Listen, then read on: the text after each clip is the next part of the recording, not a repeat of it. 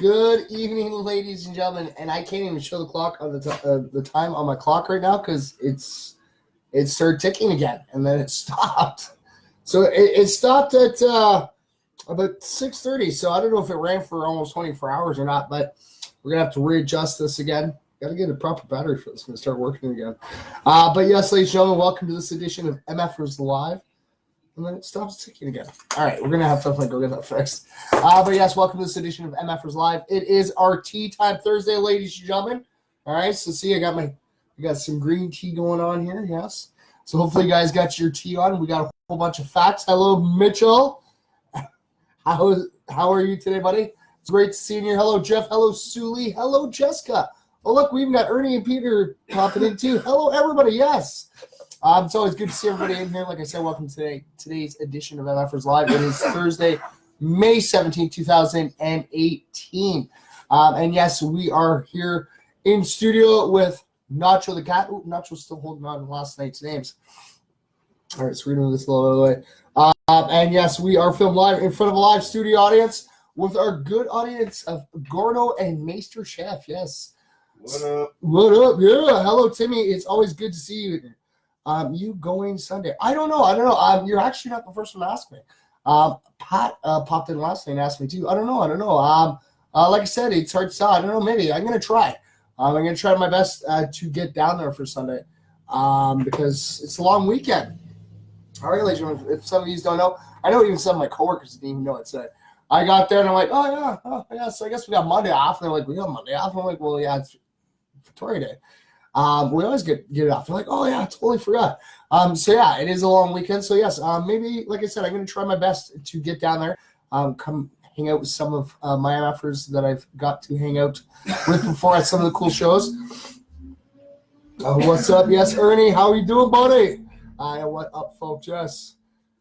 Time to ride. All right, if you stop by, like I said, I got some stickers for it. I'll give you some stickers, Jeff. Not a problem, buddy.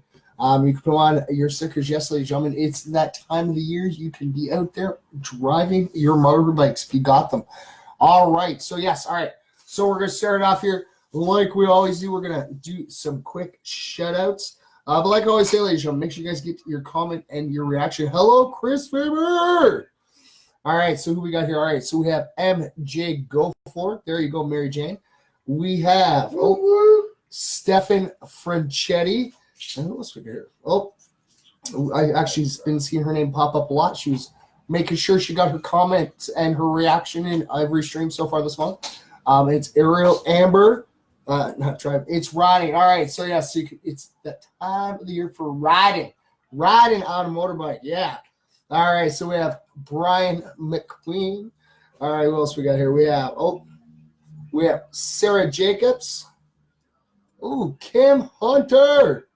All right, what else we got here? I got a whole bunch of things here. All right, so we have, Beth Thompson. What else we got? Quentin Doran. All right, what else we got here? Christopher Brockell. There you go, buddy. Oh, do we have another blank one in here maybe? Lydia Kettles. Do we? Oh, no, we don't. Oh, it's Ori. Ori Imagine. That's one of our MFers from the Philippines. And yes, for 4 days in a row. And actually, around this time, we were doing Mike Maybe's name like every day in a row. We did that for about a month and a half. But 4 days in a row, we've got blanks. All right, so if you guys haven't heard your name called out yet, enter your name there. All right, there you go. Go to any of the MFers out there. All right, so who else we have here? We have Ori Amaji again. And then, all right, so who's this?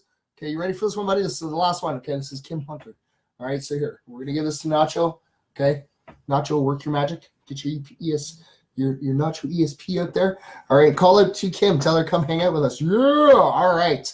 So you're not going to dunk my tea bag. All right, get the flavors flowing out from the tea. I don't squeeze the tea bag. I kind of let it, like the water soak into it.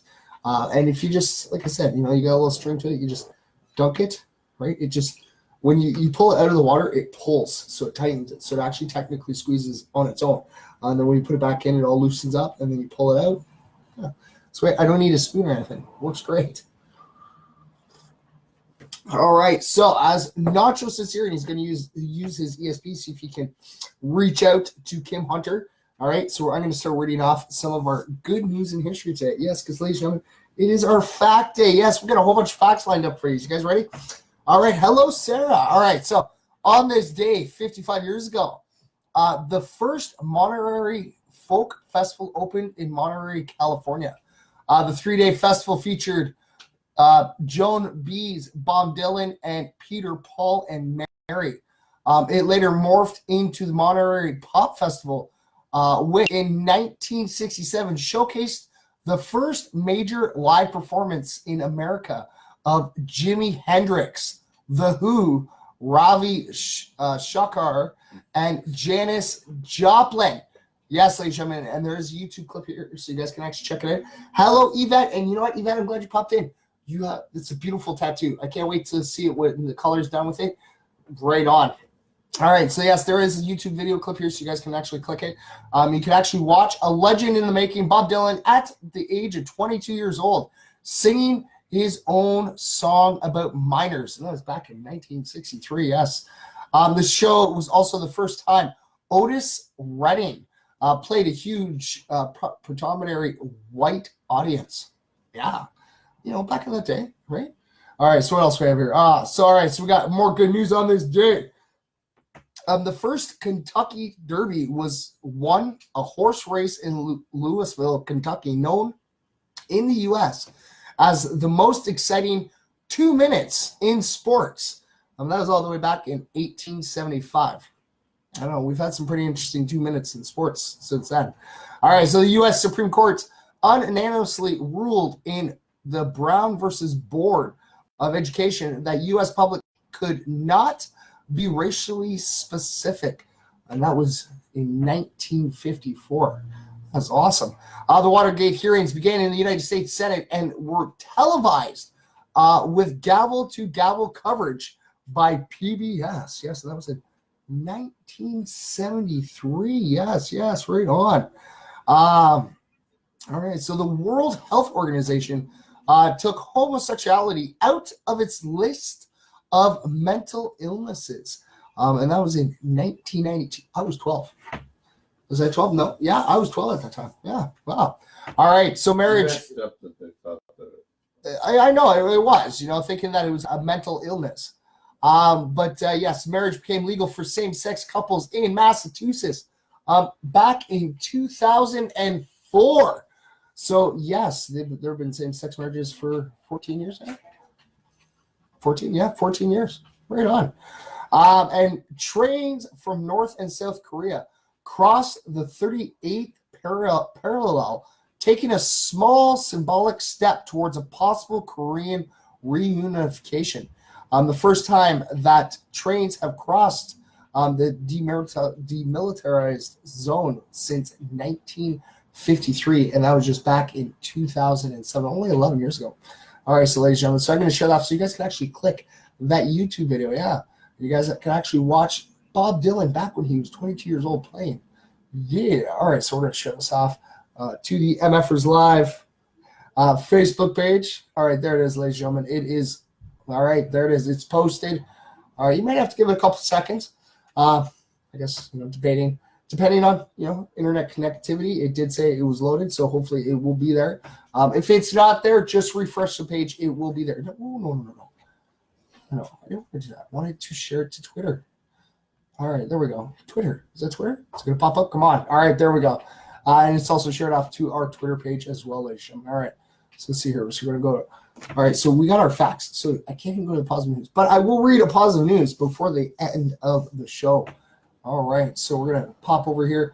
We're going to open up our Gmail because it's where our facts sit. Yes. Hello, Berna. Thanks for tuning in. All right, what do we have here? All right, so emus. All right, so our animal facts for today are going to be about emus. All right, so we're just waiting for it to load up, and there we go. All right, so emus are actually found all over Australia, ranging from the coastal regions to the high up in the snowy mountains. However, most of them are found in the savanna woodlands and the forests. So they're actually the second largest living bird when measured in height. The first is its relative, the ostrich. So yes, wild emus are actually known to live between 10 and 20 years. In captivity, they're known to live up to 35 years old due to better living conditions. You know, I can't even say I can go get an emu as a pet. It's a bird. I work with birds. Can't. All right, so fully grown, emus are actually about between 150 to 190 centimeters, or roughly translated out for some of us in the different metric systems, that's about between 59 to 75 inches. Hello, Christopher. See, Christopher popped in. Come on, use the ESP. Send it there. Come on, you can do this. Think, Kim Hunter. Send it out there. You can do this, Nacho. I know. I believe in you, buddy. You got this. All right. So when actually measured from bill to their tail, they're about 139 to 164 inches. And, you know, for the other metric system, that's about 55 to 65 inches in length. On average, they actually weigh about 80 between 80 to 80 to 60 kilograms, or translated for some of us, come on, that's between about 40 to 132 pounds. Now that's a pretty big bird. They're soft feathered flightless birds that have long necks and long legs. Yes. So female emus are slightly bigger than the males, but they're subsequently wider across the rump. So their bums are bigger. So an emu's neck is actually pale blue and shows through its sparse feathers. They have gray-brown plumage that's shaggy in appearance. The shafts and the tips of their feathers are black.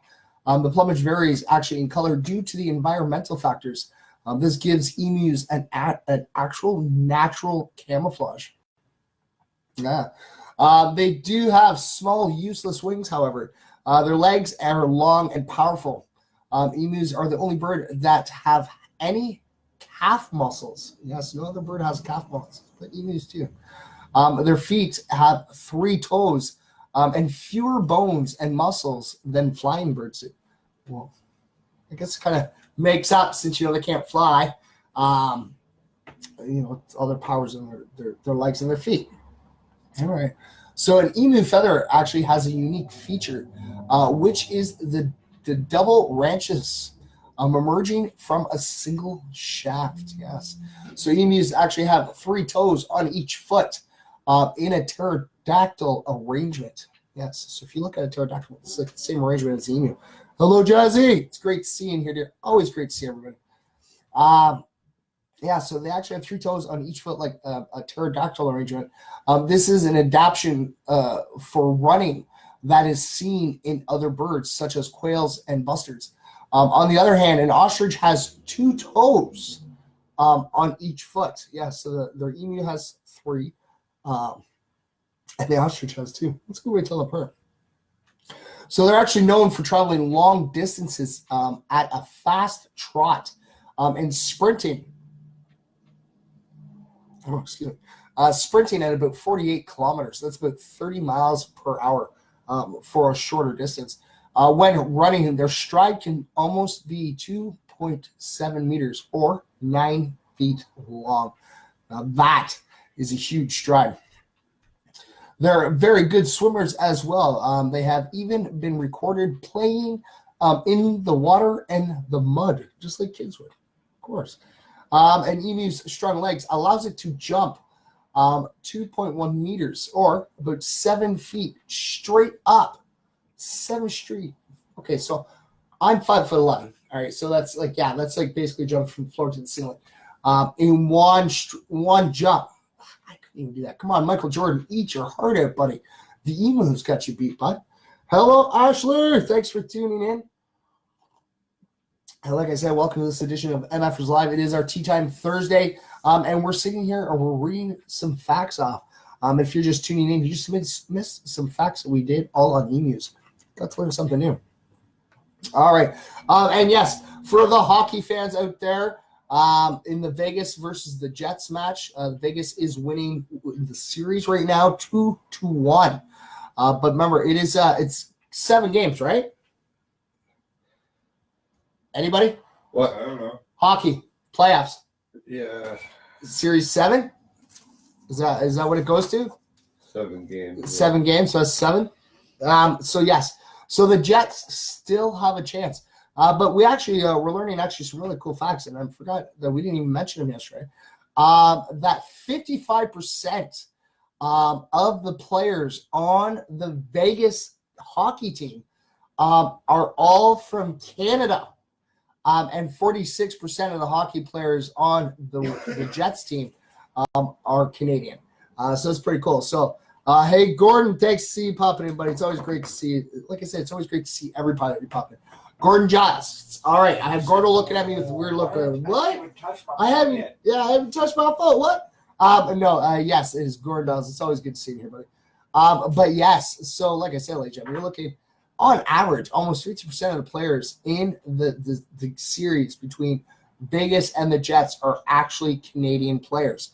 So, still rooting for the Jets. Come on, guys. You guys can do this. Bring the cup back to Canada, right? I know you guys can do it. But yes, I thought I'd just point that out. See, random fact, right? So what else we got here? All right, so we have Alaska. Where's the? Did I miss one before? Oh, I do have one here. All right, so we're going to do some facts on Alaska. Yes. And if I'm correct, it is actually Noam's Alaska we're doing, right? Or is this just Alaska? Maester Chef. What?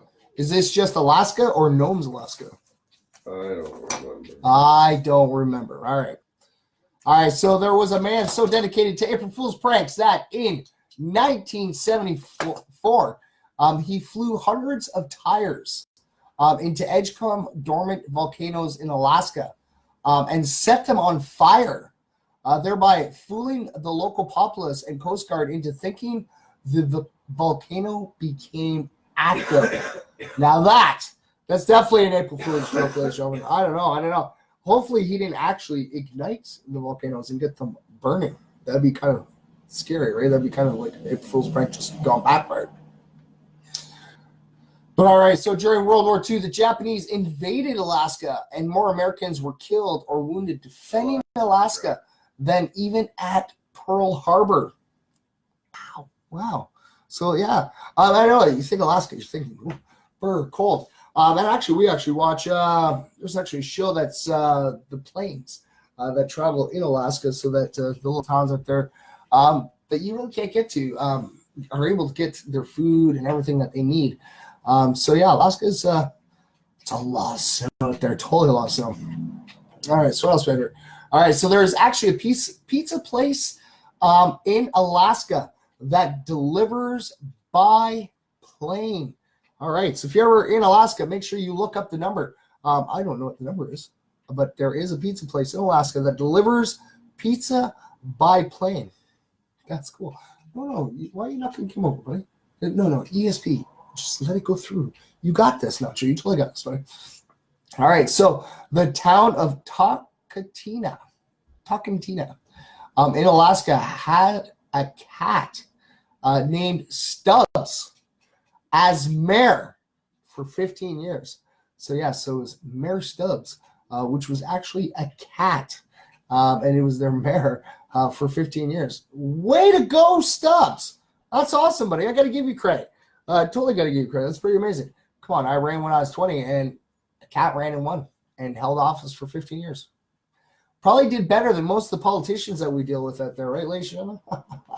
All right, so in the United States, Alaska is the state that is farthest north, east, and west due to the fact that the Altalian Islands actually cross the 180-degree meridian of longitude.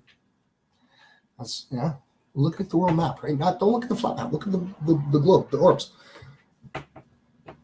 Oh, excuse me. All right, so yes, the U.S. actually purchased Alaska from Russia for $7.2 million, which when adjusted for inflation, it would be about $118 million in this day and age. So nearly 2.5 million less than that, what Real Madrid paid for Cristiano Ronaldo. Yeah.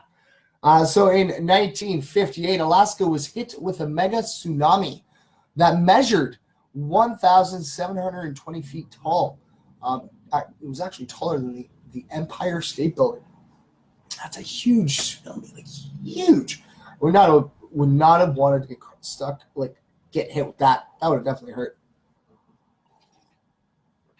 All right, so in 1964, earthquake in Alaska was so big that water sloshed in wells in Africa. It had a magnitude of 9.2, making it the second largest earthquake in recorded history, and it was all the way in Alaska. See, even more reasons not to go live out in the snow, right? So until 1986, you didn't even need to buy property in Alaska. You could build a house, and it would have been yours. That would have been pretty cool. Anywhere you watch, there's my house. That's where I live. That is. So that's pretty cool. So there was actually a species of a frog in Alaska that freezes during the winter. And while frozen, the frog actually stops breathing. Its heart stops beating. Blood stops flowing, and it cannot move. However, when the spring arrives, the frog's body thaws, and the frog actually returns to normal life. So the heart starts beating again. It starts breathing. The blood starts flowing. So that's pretty cool. That is. All right, so what else we got here?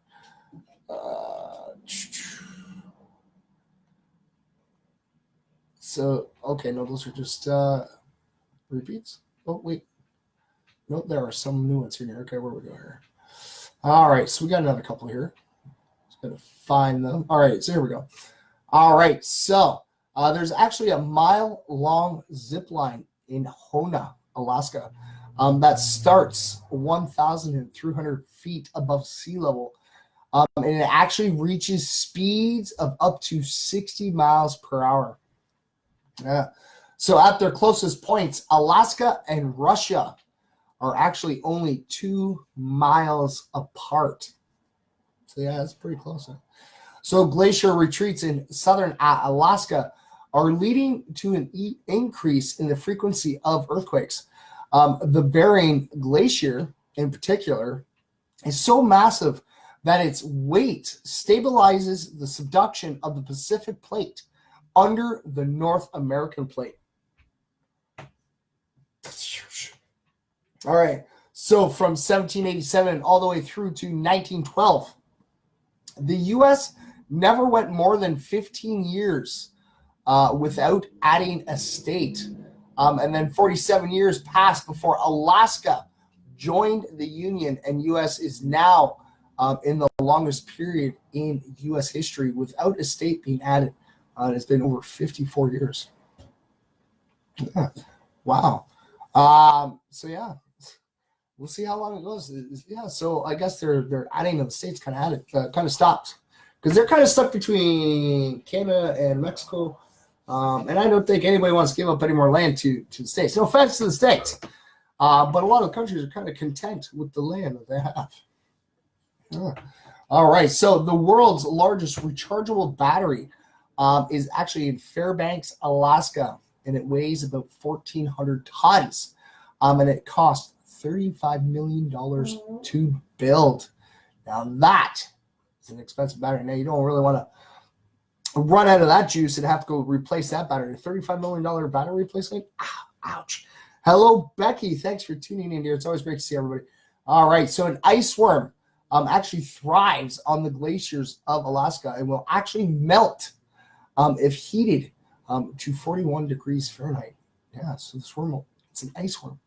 Yeah, and it thrives on the glaciers themselves. But yeah, if heated, they actually melt themselves. That's a little creepy, right? So because most of the mainland Alaska's 1 time zone, Northwest Alaska experiences 2 sunsets in one calendar year. And that's around August 8th. 2 sunsets. Wow. 2 sunsets in one day. That would be really cool. That would be. And I think D's Nuts is trying to. He's funny. I'm sitting here watching, stretching up from the branch, going like this to glass. Did you just catch what you said? His real name? What? You just said D's Nuts. Oh, Diesel. Well, sorry. Okay, it's Diesel and Nuts and Bolts. Okay, I just short form them when I call out to them. I just can't tell which one is which because I'm not wearing my glasses to actually see which one it is. So it's either Diesel or it's Nuts and Bolts. Diesel is the one with the more. So which one is on the rock right now by the tree? That's Diesel. Okay, so it's Diesel who's up on the top branch trying to reach out. Yeah, he falls on his head a couple of times. Does he? Okay, well, because I thought out of the corner of my eye earlier, I thought I saw something like kind of like flip from that earlier, and I'm like, no, nothing. But yeah, I actually sat there and just watched and witnessed Diesel basically doing a flip off his little tree. All right. So in 2001, a drunken Alaskan gunman once shot a hole in the Alaskan oil pipeline. He actually had to pay for the $17 million cleanup and received 16 years in jail. Wow. So he should be out now. 2001, 16 years. It's probably a battle. So you'd say what, maybe a year in courts? Maybe. So maybe he could still be there because it might have taken a couple of years maybe. But yeah, an Alaskan gunman shot a hole in the oil pipeline out there. It's $17 million cleanup. Ouch. That's a pretty penny. All right. So in Alaska, people actually report roadkill to authorities who actually sit there, come and pick it up, butcher it, and actually give it to the needy. Alaska and Hawaii. I can't respond to people. I am sorry. This is the MFers live time, ladies and gentlemen. Yes.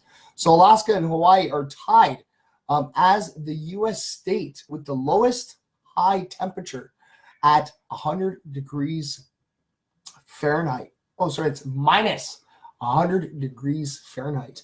So, I don't know. It's kind of weird. So you got Alaska. It was like snow. Hawaii, which is so beautiful on the beaches and the waters. And they actually they're tied for the lowest high temperature at minus 100 degrees. Hello, Sarah. It's always great to see everybody in. Hello. I don't know if Lily's in here. Hopefully Lily is enjoying her tea because today is our tea time Thursday. And the original MFer sitting here. He's drinking green tea himself. All right, and we were reading some facts off. All right, so where are we at? Okay, so you know what? We're going to pop out of here for a sec. Oh, no, we're going to go back. Where'd it go? Okay, so, all right, so that's not the one. This is the one I want. I do believe, yeah, this is the one. And this should actually open up. We got a bunch more facts. All right, so we're actually going to, because if I go to read these facts, we're going to go like almost near the ending because this is big, huge facts. All right, so we're gonna do some more shout outs. All right, so we're gonna grab ourselves a little bit of a handful here. Okay, a little bit of a handful. All right, you still focusing there, Nacho? Come on, get it out there. I know that you got this, buddy. I got faith in you. You got this. All right, just focus out there. Because remember, you got Kim. Okay, so remember, Kim Hunter, focus and send those ESP out there. And go, Kim, you got a shout out on MFers Live. You got a shout out on MFers Live. You can do this, buddy. Totally. All right, so you guys ready? We have, all right, the one only riff rap, Dylan Wheeler. Oh, look, I got a double shout out for Dylan. There you go, buddy. All right, because I know that you've been having some negative times. It's always good to have positive vibes, always. We're having bedtime snack. Oh, Damien's having Fruit Loops. Oh, Damien, that's awesome, buddy. That is awesome. Fruit Loops are the bomb. Come on. I'm one of those adults that I don't care what anybody says. I'm glad I'm an adult because I enjoy having breakfast at dinner time. Even if it's being an adult because I can buy my own goddamn cereal. Yeah. But Fruit Loops Oh, for snack, it's bomb. It is. Oh, I could sit there. And All the eat whole different- box. Yeah, like come on, like it's colored Cheerios. You know, it's really awesome. And they kind of got their own little flavoring. It's pretty awesome. Right on, buddy. Right on. All right, so who do we have here? We have Gavin Cole. There you go. That's actually one half of the deadly duo. Yes. All right. So Susan Tremblay. Yes. And you know what? I actually got a message from Gavin, and seems like things are really looking up. So that we actually might be having a connection for our gear to actually be sold in a storefront. So it's going to be pretty cool. I'll keep you guys updated as soon as I find out more.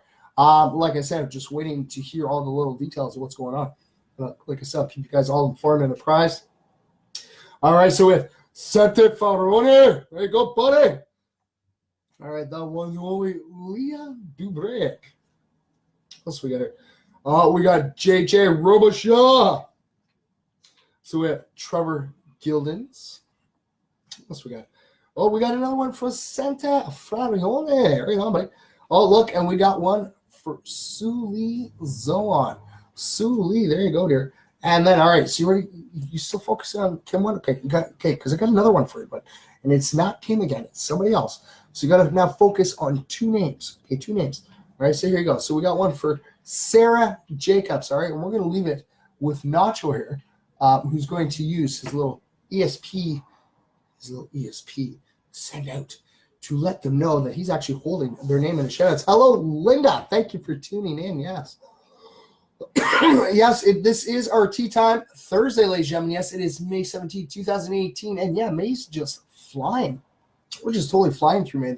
It's pretty cool. But yes, it is our tea time Thursday. So yes, the original effort is sitting here drinking some tea. It's actually some green tea. And we're reading off some facts. So see, always learning something new every day. It's great. Oh. And another tea. That I'm taking it. So. But that is all right, ladies and gentlemen, because you know what? We got the big jug of water, the ice water to keep us going. All right, so we got some more facts for you, ladies and gentlemen. You guys ready?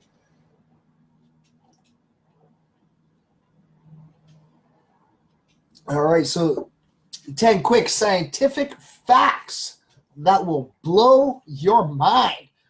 All right, so we kind of got like an introduction to this one, everything too. So it's actually funny how we compulsorily wash our hands, spray our countertops, and grimace when someone sneezes near us, like, grips, like, right? How we do everything we can avoid. We do everything we can do to actually avoid unnecessary encounters with the germ world. I would say that because, in fact, each and every one of us is actually a walking petri dish. Yeah. All the bacteria living inside you would fill a half-gallon jug. There are about 10 times more bacterial cells in your body than human cells. Yeah, that's a lot. 10 times more bacterial cells than actual human cells. And that's according to Caroline Bochnock, a microbiologist at the University of Idaho. But don't worry, though. Most of these bacteria are actually helpful. In fact, we actually couldn't survive without them. All right, so what do we got here? All right, so for example, bacteria produces chemicals that help us harness energy and nutrients from our food. So germ-free rodents have to consume nearly a third more calories than normal rodents to maintain their body weight. And when the same animals were later given a dose of bacteria, their body fat levels spiked, despite the fact that they didn't eat any more than they actually had to. The gut bacteria is also very important into actually maintaining immunity. If you remember, we actually did a story about that. There is a place you can actually go to get your belly tested. Yeah, get your belly tested. And see what all bacteria you actually have inside you. Because, everyone, you have it's kind of like a basis, like, oh, I'm dieting, so I actually have to eat this type of food and stuff. But this type of food might actually work for one person, but it might not work for you because it all depends on the microorganism and the bacteria that are working in our stomach. That some foods can actually be harmful to us. All right, so you guys ready for this? All right, so That is okay. So, all right, here it is. So it actually takes up. It takes a photon. Okay, a photon up to 40,000 years to travel from the core of the sun to its surface, but only 8 minutes to travel the rest of the way to Earth. That's a really cool fact. So a photon actually travels on average a peculiar distance before being briefly absorbed and released by an atom, which scatters it into a new random direction. So to travel from the sun's core to the sun's surface, which is about 696,000 kilometers, where it can escape into space, a photon needs to make a huge number of drunken jumps to actually make that happen. Hello, Lydia. Thanks for tuning in. The calculation is actually a little tricky, but the conclusion is that a photon takes many thousands and many millions of years to drunkenly wander to the surface of the sun. In a way, some of the light that reaches us today is energy produced millions of years ago. Now, isn't that just amazing? That's awesome. So at over 2,000 kilometers long, the Great Barrier Reef is actually the largest living structure on Earth. Now, if you guys, ladies and gentlemen, if you guys remember, we've actually done some facts on coral reefs, right? So coral reefs consist of huge numbers of individual coral polyps, soft body intervertebrate animals that are linked together by tissue. The Great Barrier Reef is an interlinked system of about 3,000 reefs and 900 coral islands divided by narrow passages located just beneath the surface of the Coral Sea, spanning more than 2,000 kilometers and covering an area of about 350,000 square kilometers.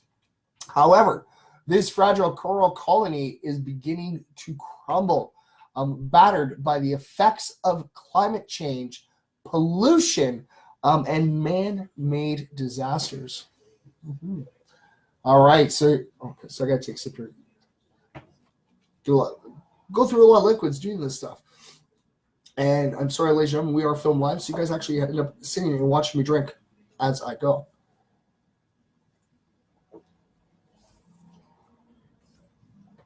All right, hello, Mary Jane. How are you? Did you call it for Mary Jane to come? Is that what it was? Did you you were supposed to be calling out to Kim and Sarah? You can do this, Nacho. Okay, focus out there, buddy. Yeah, focus out there. Hello, Mary Jane. All right, so there are actually 8 times as many atoms in a teaspoonful of water as there are teaspoonfuls of water in the Atlantic Ocean. Here just for a fast pop-in. Well, it's always great to see everybody in here, even if you're just popping in quickly. All right, so a teaspoon of water, which is about 5 milliliters, contains 2 by 10 to the 23rd water molecules. But each water molecule is comprised of 3 atoms, 2 hydrogen atoms and 1 of oxygen. So moreover, if you lay down end to end each water molecule from a teaspoon down end to end, you'll end up with a length of about 50 billion kilometers. So that's 10 times the width of our entire solar system. But they're so small. Oh, MJ is working. Oh, that's all right, dear. Like I said, it's always great to see if you guys just even popping in, saying hi. It's always great. Like I always say, I love saying hi to everybody, and hopefully I can bring a smile to people's faces. Like I always say, if you guys remember, it's kind of like my goal every day when I wake up is to try to make at least one person smile. Even if I'm having a horrible day, try to make one person smile, because that single smile can make a huge difference. All right, so the average person walks the equivalent of 5 times around the world in their lifetime. Yeah, so the average monetary active person takes around 7,500 steps a day. So if you maintain that daily average and live up until about 80 years of age, you'll have walked about 216,262,500 steps in your lifetime.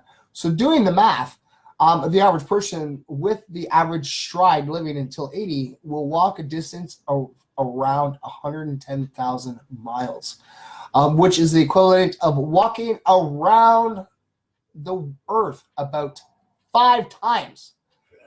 But right on the equator, though. So you have to actually walk on the equator. Hello, Alex. Thanks for tuning in. I don't know what that means. Hi, Sakurnum un fatro bosentik. Hopefully I pronounced that right. Mike, you made me cry. How did I make you cry? I'm sorry, Mary Jane. I didn't mean to make you cry. Just kidding. Making sure you're reading. Oh, thank you, Mary Jane. Thank you so much. But yes, Alex, I don't know. I hope I did repeat what you put down. I'm going to try that again just to make sure. So, hi sa jukam un football p scientific. I'm hoping I get that right. I really hope I do. Like I always say, ladies and gentlemen, all you have to do is leave a comment and a reaction, even if I don't even know what it means. Like I always say, I don't mind learning new languages and cultures because that's what this world is. Filled with many, many, many different cultures and languages, and it's pretty cool. It's awesome. Jay walked that today. Oh, you walked that much today. It's always good exercise, right? All right. So when helium is actually cooled to almost absolute zero, okay, so that would be about minus 460 degrees Fahrenheit, or for us, us Canadians, that would be about minus 273 degrees Celsius, the lowest temperature possible. It actually becomes a liquid with actually surprising properties. It flows against gravity and will actually start running up and over the lip of a glass container. Meds, come here, buddy. Come. You gonna come up? Okay, come here. Oh, come here, buddy. Oh, all right, ladies and gentlemen, here we go. We got Medic in the studio with us again. That just ripped. That's good. All right, you feel better, Meds? All right, because somebody came to the door and Mech has to bark up a storm. It's all good. You feeling all better, Meds? Come. All right. Well, hopefully Medic's all good. Yes, because somebody came in. So, like I said, we're always filmed live in front of a live studio audience. All right. So, yes. So, healing. Yeah. So, that's pretty cool. It actually, healing, the laughing, you talk really funny. The balloons, you suck the helium into the balloons, you get the really funny voice. But yeah, if you actually cool that down, it turns to a liquid and actually goes against gravity. That is pretty cool. All right. So we all actually know that helium as a gas for blowing up balloons and making people talk like chipmunks. But what most people don't know is that it comes in 2 distinct liquid states. One of which is actually borderline creepy. So when helium is just a few degrees below its boiling point, which is minus 452 degrees Fahrenheit, or for us Canadians, minus 269 degrees Celsius, it can suddenly do things that other fluids can't, like dribble through molecule-thin cracks, climb up and over the sides of a dish, and remain motionless when its container is spun. So no longer a mere liquid, the helium has become a superfluid. A liquid that flows without friction, which is awesome. That's pretty cool. Hello, Rich. It's always good to see you here, buddy. So if you actually set down a cup with a liquid circulating around, and you come back 10 minutes later, of course, it stopped moving. Says John Beesham, an experimental physicist at the University of Alberta in Edmonton. This happens because the atoms in the liquid will collide with one another and actually slow down. But if you did that with helium at low temperature and came back 1 million years later, he says, it would actually still be moving. That's really awesome. Happy birthday, Aaron Massengale. All right, well, happy birthday, Aaron. All right, happy birthday, Aaron. I don't know if you're in here or not, but yes. Happy birthday from myself and all the MFers. I hope you have a good one always. All right, so if Betelgeuse. Okay, now we're not talking about the movie or the cartoon Beetlejuice. Betelgeuse exploded, transitioning from the red supergiant stage to the supernova. It would light our sky continuously for 2 months, and it can actually happen anytime. within a couple of thousand years, tomorrow, or even right now. Yes. So Betelgeuse actually lies some 430 light years from Earth. Yet it's already one of the brightest stars in Earth's sky. The reason is that Betelgeuse is actually a super giant star. Sorry, the largest type of star in the universe. So Betelgeuse. I don't know if it's Betelgeuse or Betelgeuse. I think it's Betelgeuse. It could be juice. Has a luminosity of about 10,000 times greater than that of the sun. And its radius is actually calculated to be about 370 times that of the sun. So if it were positioned at the center of our sun, its radius would actually extend out past the orbit of Mars, because it's actually near the end of its lifetime. Yeah. So Betelgeuse is actually likely to explode into a supernova. And there's actually, I wish, like I said, I could show you guys. And I'm gonna see if I can show you guys. Okay, you guys ready? This is, oops. Okay, we gotta turn this back on. Oh, turn back on. Is it gonna work? Oops. All right, there we go. All right, ladies, we're gonna. Okay, all right, there we go. Okay. Okay, no. Get that off. Okay, wait. Go like this. All right. Oops. Gotta go back to the facts. Sorry about that, ladies and gentlemen. Yeah, I'm gonna actually share this, guys. See if this will actually go through, so you guys can actually see this. Because I want you guys to see this. It's pretty cool. This is. So we're gonna open this. Make sure it's large enough. Let me see if you guys can check this out. Check that out. That. Okay. So if it were to explode, okay, from a supergiant to a supernova, that's what what would happen. It would just boom. Right? Just the eruption alone. All right. So here. Okay. So no. Okay. Now we're trying to get back there. Okay. There we go. So yes, it's pretty cool, huh? So yeah, I guess because I now have a laptop beside me with the camera off. I'm away from it, so I can actually show you guys more of the tablet. So I'm going to try to do that for you. Now that we know that we're not going to get that big, huge glare from it. Hello, Vicky. Thanks for tuning in. All right. So, here we go for another scientific fact. Okay, I'll take a breather here for a sec.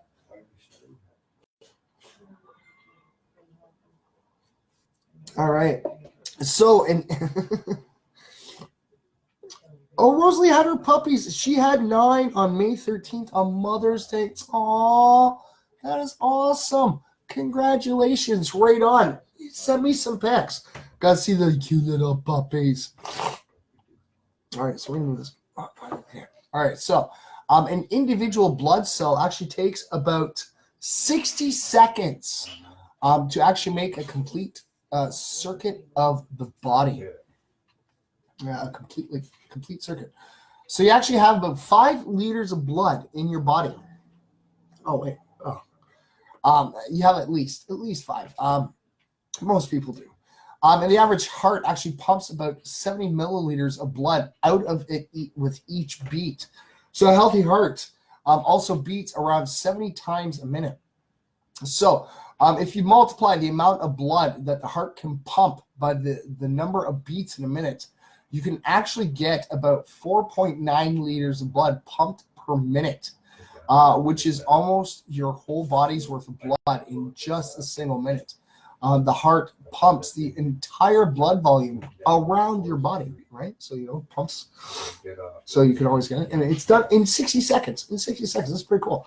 So it actually pumps almost 5 liters of blood throughout your entire body within 60 seconds. Like I said, our bodies are really unique and awesome. All right. So here you go. Here we have my here.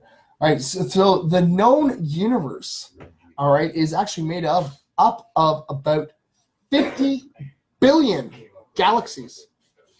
Yes, I'm reading the facts off of you guys. I'm hoping these are the true facts, okay? But the known universe is actually made up of about 50 billion, not million, 50 billion galaxies. There are actually between 100 billion and 1 trillion stars. in a normal galaxy. In the Milky Way alone, there might be as many as 100 billion Earth-like planets. Still think we're alone? That's all the facts. Oh, that's all the facts you give me. Are you serious? Maybe we can find somewhere. No, you know what? Gives us time. Okay. I can't even show that off. This is actually pretty cool, though. That was a nice little link that was sent to us. Actually, that link was sent to us by Mary Jane. Thank you very much, Mary Jane. That's awesome. All right. So, I send a pic. All right. You send me pics. I love seeing pictures of cute little puppies. Yes. All right. So, our good news gives me time. I can actually do positive stories. Woo woot. Let's see here. What? What last fact? I didn't get that one. Yeah, I sent it to you. It never. Are you serious? All right, we're gonna try to make this work. Okay, we actually have another set of facts here. Okay, they actually came in late, but that's all right. That's all right. We're gonna send this out really quick, and it should get over to us right away. I didn't realize. Well, I'm sorry about that, ladies and gentlemen. There we go. Okay, we're back. We're back. We're good. All right. So let's open this back up. So we do have another set of facts. All right, where are we here?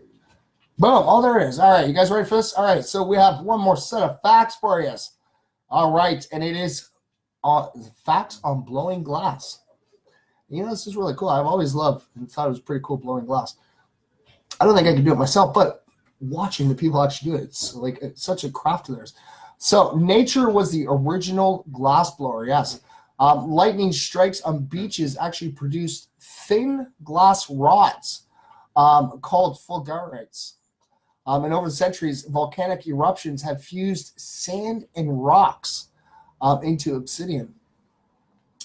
So Thercanolian sailors may have accidentally discovered glass. Plenty suggested that they unintentionally produced glass by building fires on blocks of soda on the beach, like on beach sand. Though it's equally likely that glass was discovered by Egyptian or Mesopotamian potters as they fired clay. So sirens were probably the first ones to blow glass in the 1st century BC. History suggests that they discovered the technique of blowing into a hollow tube to introduce an air bubble into hot glass. The tradition of glass blowing can actually be traced back to the Roman Empire. So Italian glass blowers were actually sequestered on Murano in the Middle Ages. It's rumored that they were removed to the now famous island to keep their advanced techniques a secret from the rest of the world, and to protect the community from fires started by their furnaces. So glass is an amorphous solid. No, that's not a contradiction in terms. It's solid, but it has a molecular structure that's random. Just thank you. Like a liquid. This amorphous molecule structure is what makes it transparent. Light waves are actually able to penetrate it easily. So it's actually made from high quality sand, sort of. Glass is cooked up from a purified form of silica, mixed with additives like soda and lime that bring down the melting point and increase viscosity. So metal oxides can actually be added for colorants. And yes, ladies and gentlemen, it is hot. All right, glass melts at around 240 degrees Fahrenheit.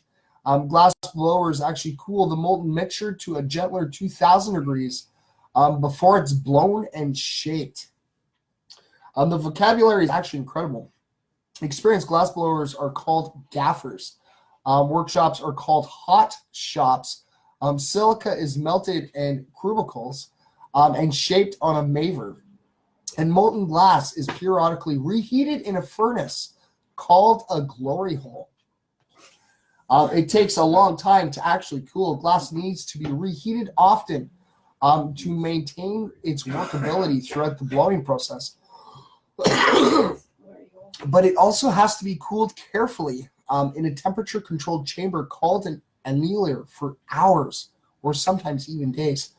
Glass that cools too fast will actually crystallize, compromising its transparency and making it much more fragile. So free blowing and mold blowing are actually real techniques. The most common ones in use today. So the names are actually totally descriptive of the receptive processes. Free blowing involves forming the glass completely by hand, whereas mold blowing involves blowing glass into a mold in order to give it its shape. All right, and that would be our facts. All right, so that's pretty cool. I hope you guys got to learn something new with that. All right, so we're going to find a positive story that we can do today. Okay, so let's see. We will. Okay, well, we're going to read this one. This is actually from 8 hours ago. We're going to give props up to this because this is great. I love the headline. All right, so as soon as it loads for us, I'm hoping. All right, there we go. All right, it's only a short one, so I might be able to get another one in here first. All right, so it's the right thing to do. City approves first West Coast homeless hospice. So the Sacramento City Council has just approved what will be the West Coast's first ever hospice facility specifically for the homeless. Not only that, but it will be the 8th facility of its kind in the country. So the facility was unanimously approved on Tuesday night, despite receiving some objections from a neighborhood association. The privately funded $3 million hospice, which will be called Joshua's House, will provide critical treatment and residential care to homeless individuals suffering from terminal illnesses. So in order to provide the maximum amount of comfort, it will be equipped with 16 to 20 beds, private rooms, a chapel, an indoor garden, skylights, library, and a kitchen. Oh, okay, Vicky, thank you very much. Awesome. So in order to provide the maximum amount of comfort, I just wrote that, I'm sorry. So the hospice's name is actually dedicated to the grandson of Marlene von Fredericks Fitzwater, a retired associate professor from the UC Davis School of Medicine. Her grandson, Joshua Lee, died while he was homeless on the streets of Nebraska back in 2014. So Joshua's house is actually set to open its door in the River District as early as the end of the year, according to the Sacramento Bee. So, that is awesome. That is great. Like I said, trying to help out the homeless community. The one thing it's always just really kind of confused me is, that the world has such a homeless problem with people living on the streets. But if you go around your local city, your local town, you'll actually find there's a lot of abandoned buildings. And I'm not saying, all the homeless people should go live in these abandoned buildings because they're probably, run down, need to be brought up to code and stuff like that. But why the cities don't sit there and actually invest the time into it to fix them up so the homeless would have somewhere to go. But yeah, but right on, Sacramento, way to go. Okay, here's one for you, okay? And all these are great. They are. I'm having a really hard time picking which ones to actually be able to read to you guys. I'll try to read a whole bunch more tomorrow because tomorrow is our Friday, so it's kind of like, our whatever day. But yes, this one's really cool. This is from 7 hours ago. So there's actually a cat running across a baseball field, triggers a movement that saved 38,000 animals. Now, so back in 1990, spectators who were watching the televised baseball game between the New York Yankees and the Oakland A's were shocked by what they saw on the screen. But it wasn't because anyone was hitting a home run. It's because there was a cat who was running across the baseball field. Until the terrified feline fled into the dugout, players waited to resume gameplay. Feeling sorry for the poor animal, the A's manager, Tony La Russa, and his wife, Elaine, took the cat home and tried to find it a suitable adoption source. It was then that the La Russas realized that there weren't any no-kill shelters in the East Bay area of California. So instead of relinquishing the cat, they adopted her and launched the Tony La Russa Animal Rescue Foundation, known as ARF. I'm an organization that saves cats and dogs from a demise in a public shelter. Since they launched in 1991, the ARF have saved over 38,000 animals from being euthanized. Many of these adoptions were also facilitated through their numerous programs that pair cats and dogs with veterans, seniors, and abused children who benefit from animal bonding. And LaRosa says that it is all thanks to a cat who ran across a baseball field 28 years ago. Like I said, ladies and gentlemen, it doesn't matter what age you are or how old you are or what you've done. You can do anything. Like I said, a little homeless cat running across a baseball field would create such an impact that because that cat ran across that field and it had a chain effect, that 28 years later, ARF is saved over 38,000 animals from being euthanized. And that is awesome. And there is a video on there, ladies and gentlemen, and the video is entitled "But It All Started with Evie." And like I said, I actually remember watching that with my brother because my brother always watched the Oakland A's games all the time. That was his favorite baseball team. It ended up being my favorite baseball team too. I remember him, and I thought it was the cutest thing because they stopped the game. They didn't continue playing. They weren't throwing the ball around or anything, and they let the cat run around until it finally came to the dugout. And then, they carried on with the game. It was pretty cool. All right, ladies and gentlemen. So I'm going to show this off to our Facebook page so you guys can actually check the video out for yourselves. Like I said, the video is entitled, "And It All Started with Evie." So there it is, ladies and gentlemen. It is now published to the MFers Live Facebook page, and it is tweeted off on our MFers Live Twitter page as well. All right, ladies and gentlemen. Yes, it's gotten to be that time. We've got a minute over. Hello, Peter. How are you, buddy? It's always great to see you pop in here, brother. Always. Like I said, ladies and gentlemen, we've gotten to that time. I hope you guys enjoyed your tea and the facts that we got out today. Like I said, I really hope you enjoyed those last two positive stories. But like I said, a little cat made a big difference. And like I said, you can always do the big difference too. You'd be surprised. But yes, ladies and gentlemen, we have gotten to our time. All right. To the one out there, I know that you do watch. You may not call me, you may rap, but it's all right. I hope I can at least bring a smile to your face every night. I always remember your time, and I want all my MFers to know I love each and every last single one of you. Without you guys, MFers Live wouldn't be where it is today and doing the really awesome cool things that we're working on doing. But yes, so make sure you guys tune in tomorrow, right? Remember, same MFer time, same MFer channel. Keep spreading the peace, love, and positivity wherever you go, ladies and gentlemen. And yes, if you're watching me right now, or you're watching me on a replay, or you're just listening to me, goes out to you, okay? Yes, even if you're sitting in a group going, no, he's talking, you know, it goes to you. Yeah, and you, and even you too. But yes, it goes out to you. Always remember that you matter because you do. You do, okay? You may sit there and beat yourself up sometimes going, you know, I don't matter. But you know what? You do. And you need to always remember and always realize that you matter. And yes, ladies and gentlemen, in the words of such a great man, Bill Nye, a science guy, let's help make this world a better place. Peace, love, and positivity, y'all.